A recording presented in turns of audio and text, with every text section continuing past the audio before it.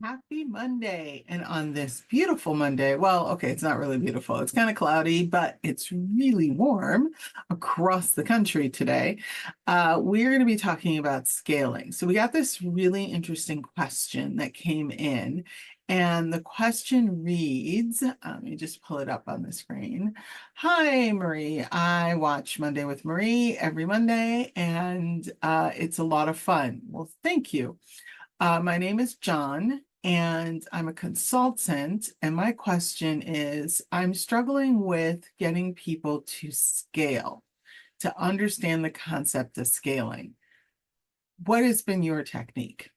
Great question, John. All right, so for those who don't know what John means by scaling, it really means that in the beginning, when you first start your business, you're usually a one or two man shop. And then as your business grows, you start to hire people. And as you hire people, you need to start delegating some of those tasks that you've been doing this entire time to someone else. This is where problems arise. A lot of people get very nervous about scaling their business. They realize that the secret sauce of their business is something that they've been doing themselves, and they've created a system for themselves, which is great. But the problem becomes that they've created the system and now they need that system to be repeatable. Okay, so there are things that you can put in to make it repeatable. But now here comes the third layer of the problem is that when people want to make things repeatable, they assume that that means that it has to be done the exact same way they do it. Well, here's the problem. We're humans, not robots. And so humans can't always repeat things the exact same way the person previously to them has done that particular thing. That's when problems arrive because they're focused on it has to be done this way. Now, let me put in some caveats to this, John. Of course, we know, like if you're manufacturing a product and the manufacturing process needs to be uniformed, of course, those pieces need to be put in a certain way. And so there has to be a process and a procedure for that. But let's talk about service. Service is a little different, but also can be put in a process and a procedure, as we all know. The problem is that the way that you provide the service is not always going to be able to be repeated.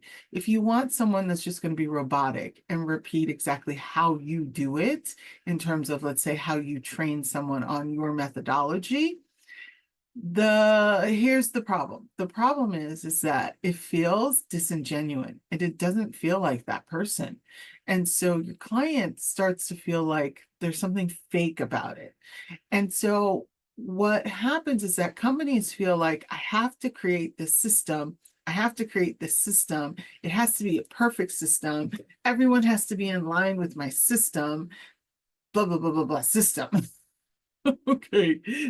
Yes, but it's not just about creating the system. It's also by allowing some leeway for people to have their own identity and their own style in doing it. So, what has to happen is what is the outcome that you're trying to get, which is a little bit different than doing a rote system. The outcome I'm trying to get, the lessons I'm trying to impart, the system I'm trying to provide someone is the end goal and the most important piece of it.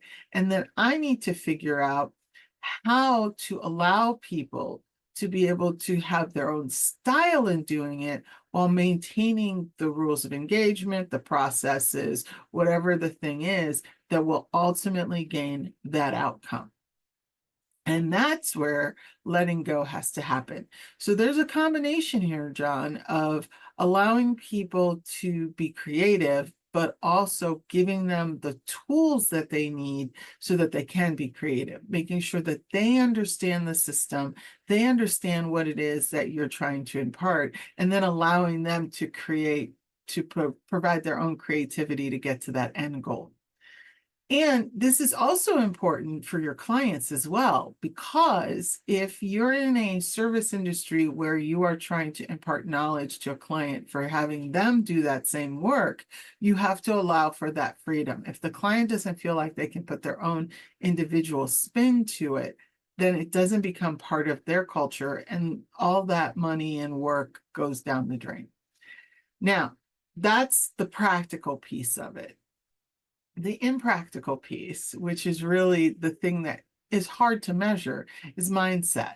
So, how do you provide a situation where people have the right mindset to be able to delegate? Now, notice I'm not talking about the people you're delegating to, I'm talking about the person who needs to delegate. You have to have an idea of being able to let go, to being married to the outcome and not the process. The journey doesn't belong to you. You know, a lot has been said about Simon Sinek and the concept of why. And I think that's such a great concept and it's so important. But I'd like to talk about the concept of how, because we've sort of left that behind when we think about why.